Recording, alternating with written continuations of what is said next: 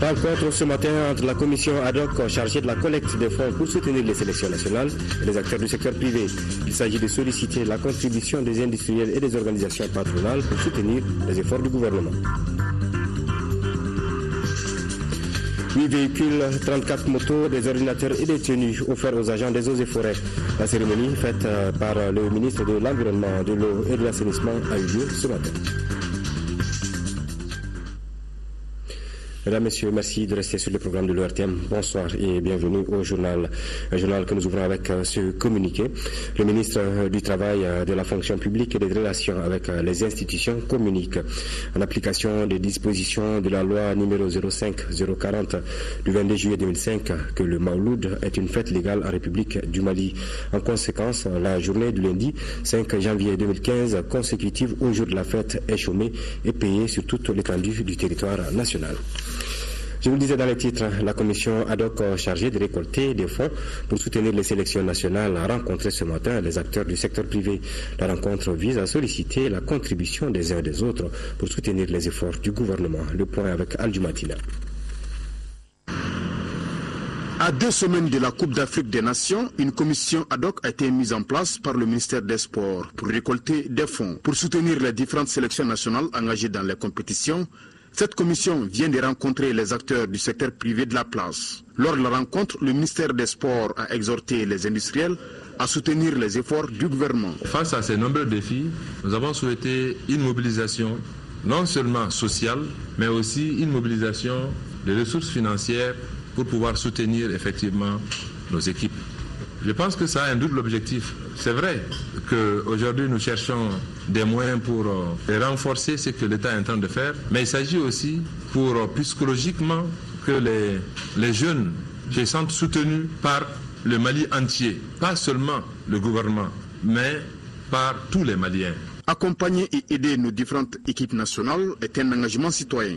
Et on a vu que souvent, avec peu de moyens dont disposent les fédérations, les résultats qui ont été atteints les derniers mois, les dernières années, je pense que si on y mettait un peu plus, on pourrait atteindre en tout cas on pourrait avoir d'autres résultats. Nous avons convié des industriels, mais également des organisations patronales, les fêtières, donc qui sont également des relais pour nous, pour pouvoir porter ce message-là. Nous avons apprécié la démarche et puis comme la rencontre c'est une prise de contact, donc nous allons remonter l'information au niveau de la base pour que effectivement cette initiative qui est une cause nationale, pour que les industriels puissent participer à hauteur de sueur. Pour tous ceux qui souhaitent contribuer, il est aussi prévu l'organisation d'un téléthon le 9 janvier prochain pour la circonstance. La première réunion du comité de projet pour le développement des compétences et l'emploi des jeunes a démarré mercredi dernier à la pêche. La pêche qui a été retenue pour l'exécution du volet entrepreneuriat des jeunes. Une réunion qui marque le lancement du projet. Compte rendu de Isaac Tchendo. Cette première réunion du comité de projet consacre le lancement du projet de développement des compétences et emploi des jeunes PROCEJ. Avec pour objectif d'améliorer l'employabilité, ce programme s'intéresse à l'agroalimentaire, les BTP, les mines et services auxiliaires et l'artisanat. Il s'agit donc d'initier à l'entrepreneuriat environ 10 000 jeunes. Le projet de développement des compétences et emploi des jeunes PROCEJ contribuera à réduire les contraintes liées à l'emploi des jeunes. Cela à travers une double stratégie. La première stratégie consiste au renforcement des compétences des jeunes à travers un appui à l'enseignement technique et à la formation professionnelle.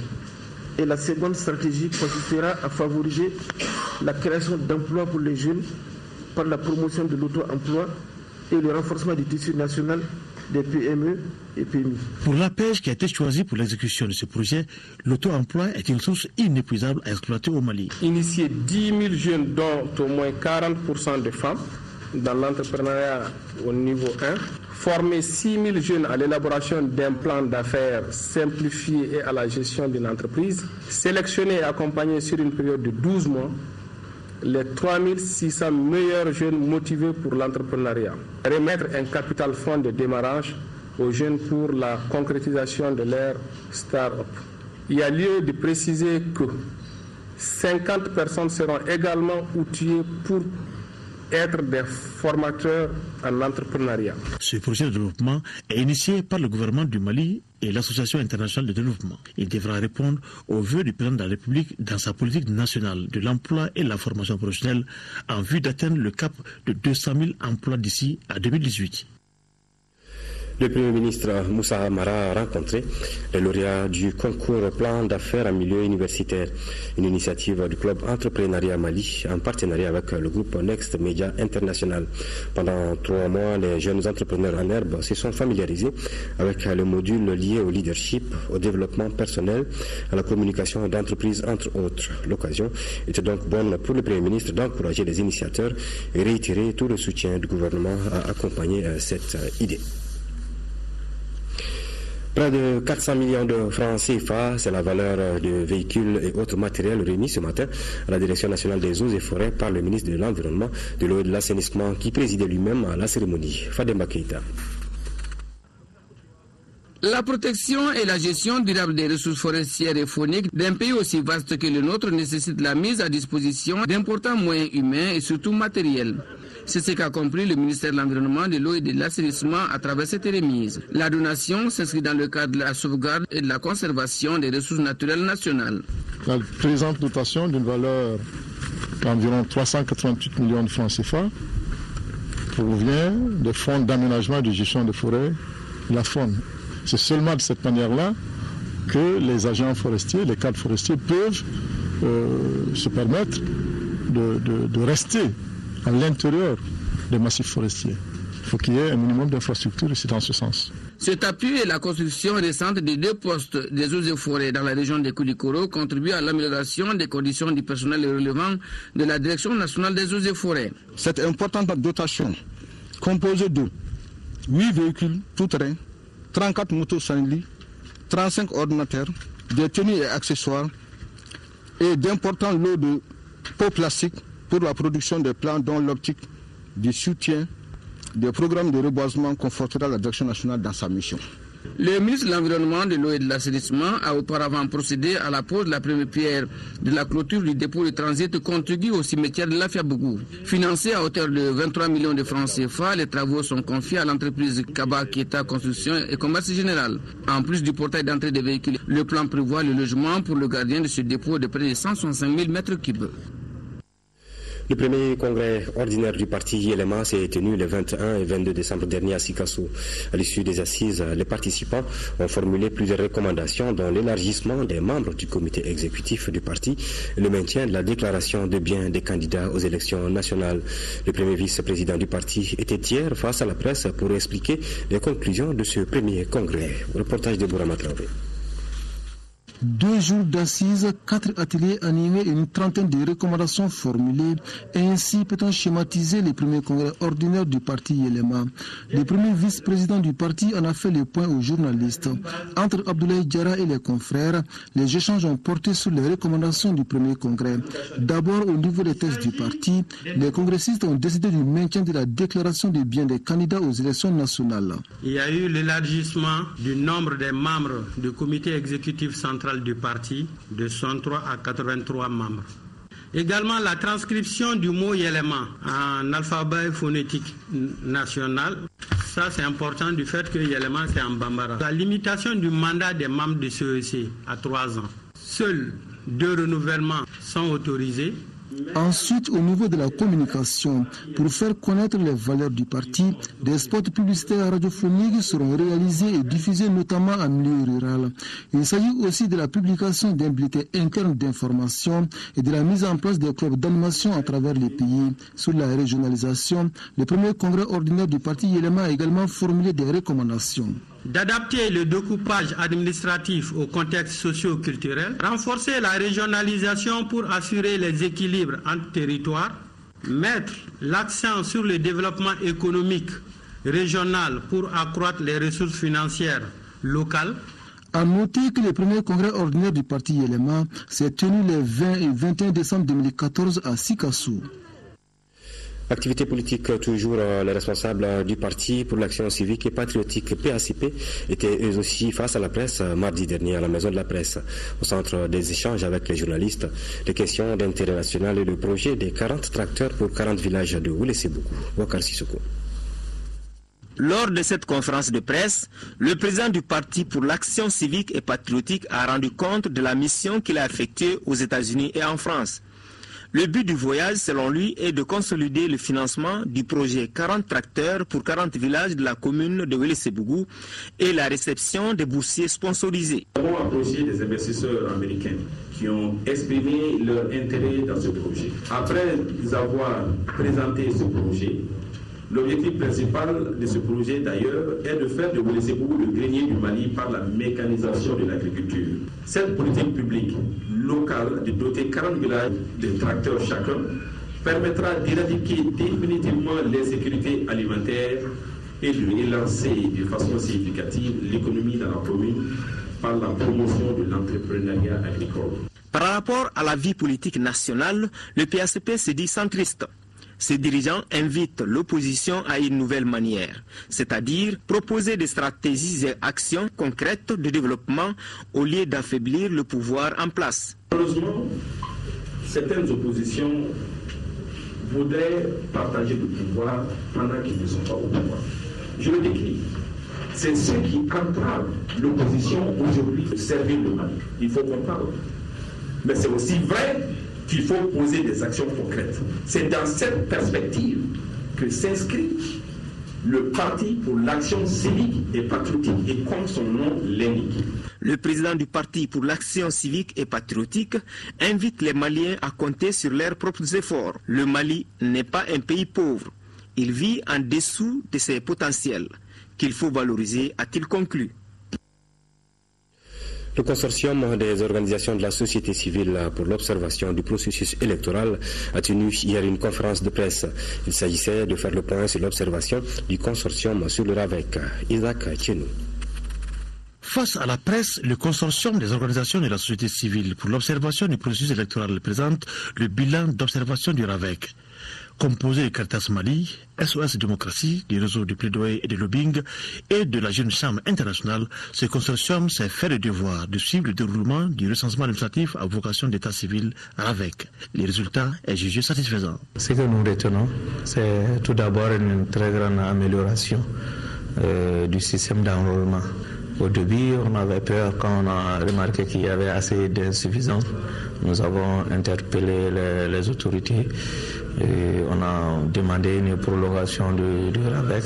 Avant, il y avait un retard dans le début des activités d'enrôlement, mais cette fois-ci, on voit que vraiment il y a une très grande amélioration, ça va très bien. Si les avancées ont été enregistrées, cette fois-ci, beaucoup reste à faire. Comme recommandant, nous avons dû encore de revoir certains matériels qui tombent en panne et qui peuvent prendre souvent du temps sans être réparés. Et aussi, nous avons demandé une grande implication des partis politiques sur la sensibilisation et aussi de la société civile. Au dire des membres du consortium, le RAVEC se poursuivra dans les mairies pour ceux-là qui ne se sont pas encore fait recenser. On rapporte sur avec le RAVEC, voici à présent le contenu de ce communiqué du consulat général du Mali en France. Dans le cadre de la pérennisation du RAVEC, le consul général du Mali en France invite tous les détenteurs du récépissé du RAVEC n'ayant pas retrouvé leur nom sur la liste électorale lors de l'élection présidentielle de 2013 de se présenter au consulat général du Mali, 6 au 53 rue Hoche à Bagnolet, tous les mercredis et vendredis de 9h à 17h à partir du 7 janvier 2015 munis de leur récépissé en vue de la vérification sur de nouvelles listes disponibles. Le consul général a fait compter sur la bonne compréhension et l'esprit patriotique de tous. En 2014, la qualité de 2420 échantillons, dont 802 produits pharmaceutiques, a été testée. Ce sont entre autres réalisations du Laboratoire national de la santé. L'information a été donnée lors de la 24e session ordinaire de son conseil d'administration suivie par Mamoudou Sidibé. Cette 24e session du conseil d'administration du Laboratoire national de la santé se tient dans un contexte marqué par la normalisation graduelle de la situation politico-sécuritaire de notre pays. À l'ouverture des travaux, les administrateurs ont apprécié le niveau d'exécution du programme opérationnel. À ce jour, le Laboratoire national de la santé a prélevé près de 3500 échantillons et analysé à la date du 30 novembre 2014 2500 échantillons. Autre satisfaction constatée, c'est le taux d'exécution du budget 2014. Au 30 novembre 2014, un taux de réalisation de 97%, ce qui est un excellent résultat. Pour l'exercice 2015, le budget programme présenté dans les dossiers est très ambitieux, en ce sens qu'il est évalué à la somme de 820 189 000 francs CFA, soit une augmentation de 8,9% par rapport au budget de l'exercice 2014. Très rapidement, le laboratoire a besoin de l'accompagnement des administrateurs pour relever les défis auxquels il est confronté. C'est là pour conserver son titre de centre d'excellence pour le contrôle de qualité des médicaments dans l'espace UEMOA, un titre qui lui a été attribué en avril 2014 au Burkina Faso.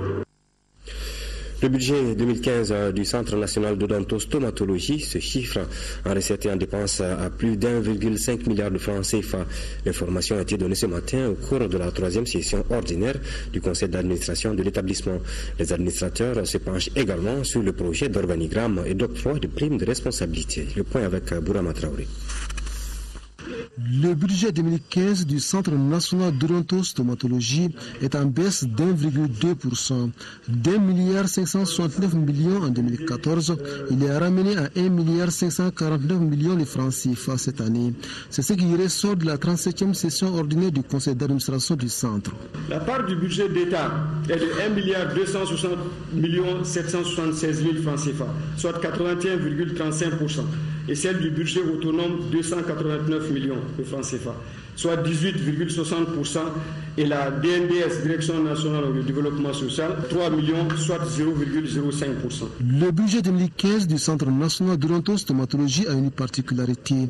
Il offre pour la première fois à l'établissement la possibilité de financer les protocoles d'études et de recherche. Nous demeurons convaincus que l'amélioration de l'encaissement, l'amélioration, voire la généralisation des mécanismes de couverture sociale des dépenses de santé avec le système du tiers payant, amour, mutuelle, assurance, etc.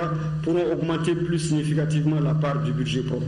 Outre le budget 2015, les administrateurs examinent le nouveau projet d'établissement, un texte qui est en relecture pour 2015-2019. Le réseau Climat Mali a tenu en début de semaine sa 4e assemblée générale annuelle. Au menu de cette session, la présentation du rapport d'activité 2014 et la situation financière ainsi que les perspectives. Nous, Sissoko. L'Assemblée générale ordinaire du réseau Climat Mali se veut une tribune de capitalisation des expériences des ONG membres du réseau dans la mise en œuvre des projets. Nous venons de terminer une conférence internationale, c'est-à-dire la COP à Lima, au Pérou, sur vraiment l'état de la planète Terre et les enjeux climatiques qui sont en préparation aussi des nouvelles négociations qui vont s'ouvrir à Paris en 2015.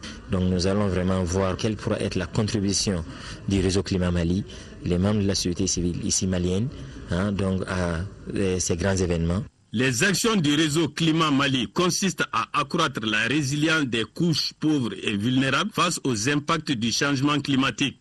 De nombreuses initiatives ont été prises dans ce sens. Le réseau a eu à exécuter 38 projets d'adaptation et d'atténuation des effets des changements climatiques au Mali à travers ses membres, donc sur appui de nos partenaires financiers dont la Suède et la Norvège. En perspective, le réseau Climat entend apporter des innovations dans son domaine d'intervention. Nos populations manquent d'outils et manquent aussi de certaines connaissances et de certaines innovations. Et donc, à travers cela, notre nouvelle vision, c'est de voir comment nous pouvons contribuer à transformer toutes ces potentialités en opportunités. Le réseau Climat Mali a été créé en juillet 2008. Actuellement, il regroupe plus d'une centaine d'ONG membres. 5000 carcasses de moutons, c'est ce que le royaume d'Arabie Saoudite vient de mettre à la disposition des autorités du Mali au profit des personnes démunies. L'opération s'inscrit dans le cadre de l'utilisation de la viande du Hajj. La cérémonie de remise s'est déroulée à la base d'entreposage de Bolloré Africa Logistique Mali à Sotuba. On retrouve nous Sissoko. Ces 5000 carcasses de moutons que le royaume d'Arabie Saoudite offre aux personnes démunies sont réparties entre 3700 cartons. Le geste s'inscrit dans une dynamique de solidarité entre musulmans dans l'accomplissement du Hajj. C'est un projet saoudien pour l'utilisation de la viande du Hajj. Le ministère de la Solidarité, de l'Action humanitaire et de la reconstruction du Nord a en charge la répartition de cette viande congelée. Elle est destinée aux couches démunies dans le district de Bamako et à Koulikoro. Les services techniques ont identifié les bénéficiaires, environ 20 000, à qui seront données ces carcasses de moutons.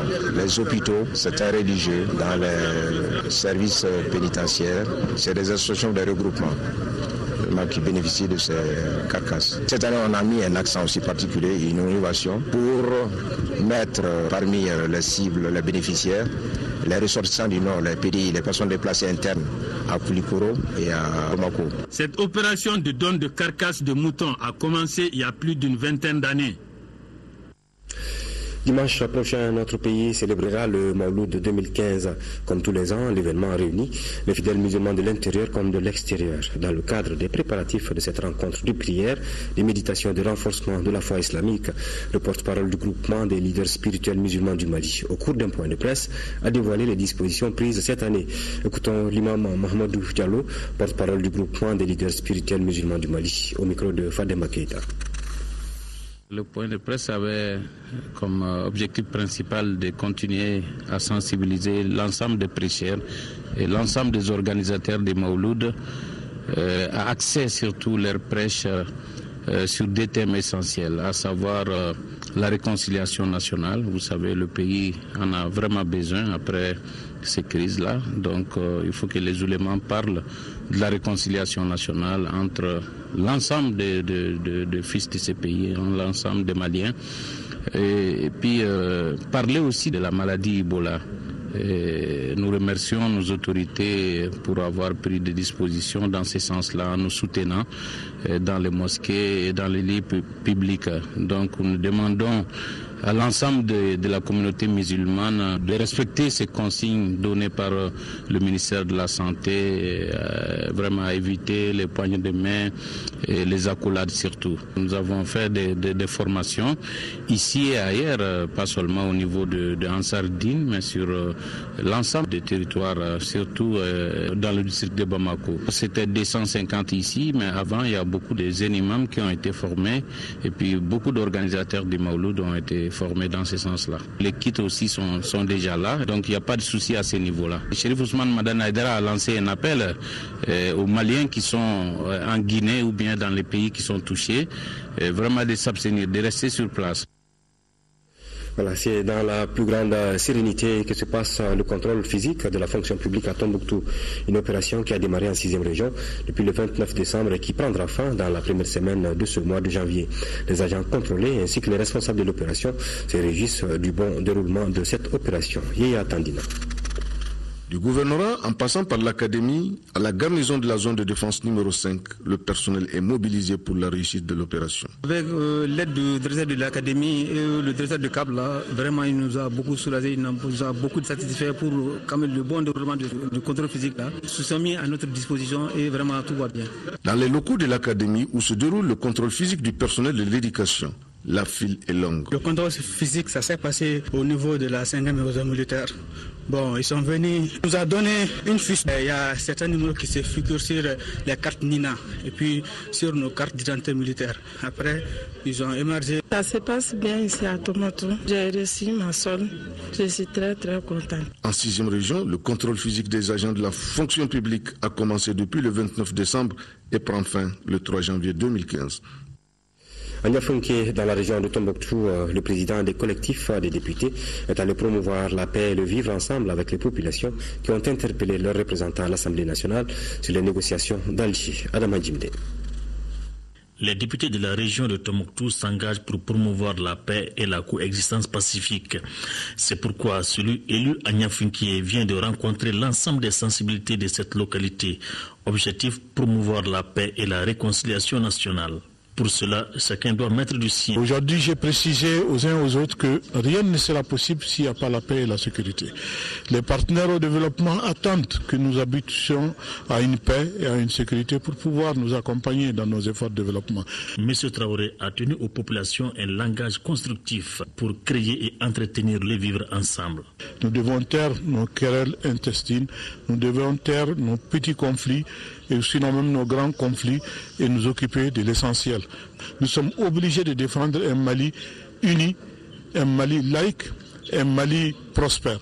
Les populations de leur côté ont demandé au Parlement d'être intransigeant par rapport à certains aspects des négociations d'Alger. Nous attendons à ce que l'Assemblée nationale amende sérieusement, objectivement les préaccords pour accepter, pour donner son accord sur ce qui est acceptable et rejeter purement et simplement ce qui n'est pas acceptable. Par exemple, l'unité du Mali, son intégrité territoriale, sa laïcité et du caractère républicain du pays. Cette rencontre a été mise à profit par le député pour restituer les 4 sessions de l'Assemblée nationale tenues courant 2014. 30 millions de francs CFA, c'est le montant des dons que l'honorable Abdoul Jalil Haïdara vient de remettre à l'occasion de la fête du Mawloud. Ces dons sont destinés aux personnes vulnérables de Ségou. La cérémonie de remise s'est déroulée mardi en présence du ministre des Affaires religieuses et du culte, ainsi que de plusieurs députés de l'Assemblée nationale. Reportage de Kandesila. L'honorable Abdoul Jalil Haïdara, à travers sa fondation, Cheikh Mazour Haïdara, perpétue une tradition à chaque grand événement à Ségou. Ainsi, à l'occasion de la fête de Mawloud, ce sont 200 sacs de sucre, autant de farine, d'huile, de riz, de nattes et de couvertures qui viennent d'être mises à la disposition des populations vulnérables de Ségou et de la maison d'arrêt. À ce don s'ajoutent 20 tonnes de ciment plus 2 millions de francs CFA destinés à la clôture des cimetières de Bagadadi et de Sido-Sénékoura. Le montant total de la donation s'élève à 30 millions de francs CFA. Nous avons fait ces dons dans le cadre de la fête du Mawloud et nous espérons faire plus chaque année, Inch'Allah. Je voudrais vraiment le remercier au nom de l'ensemble de la population et des autorités politiques de la région pour lui dire que nous sommes là pour l'accompagner et l'appuyer autant que possible par rapport à tout ce qu'il est en train de faire pour cette région. Cette cérémonie de remise clôture ainsi une série d'activités qui aura permis à l'honorable Jalil Haïdara et à sa fondation d'injecter 250 millions de francs CFA dans l'humanitaire en 2014 dans la région de Ségou. 250 millions d'actifs en dons et biens pour la population de Ségou et à toutes les couches, toutes les opportunités. Alors ça, c'est à célébrer. Nous ne sommes juste que si nous rendons aux autres ce qui leur revient. Alors donc, au nom du président de la République, je viens saluer ces gestes. Au nom des bénéficiaires, le maire et les autres intervenants ont remercié le donateur et souhaitent que son exemple inspire davantage de citoyens. L'Union nationale des travailleurs du Mali, UNTM, a désormais son nouveau site internet www.untm-mali.org. Il a été lancé le 31 décembre dernier par le secrétaire général de la centrale syndicale en présence de certains membres du bureau exécutif. Le tout nouveau site donc, de l'Union nationale des travailleurs du Mali, www.untm-mali.org, lancé le 31 décembre dernier, un site à consulter. Suite à un accord intervenu entre leurs syndicats et le ministère de la Justice, les surveillants de prison lèvent leur mot d'ordre de grève. Nous proposons ici de suivre leur déclaration. Une déclaration lue par Abdoulaye Fofana, secrétaire général de la section syndicale des surveillants de prison, des propos recueillis par Abba Traoré.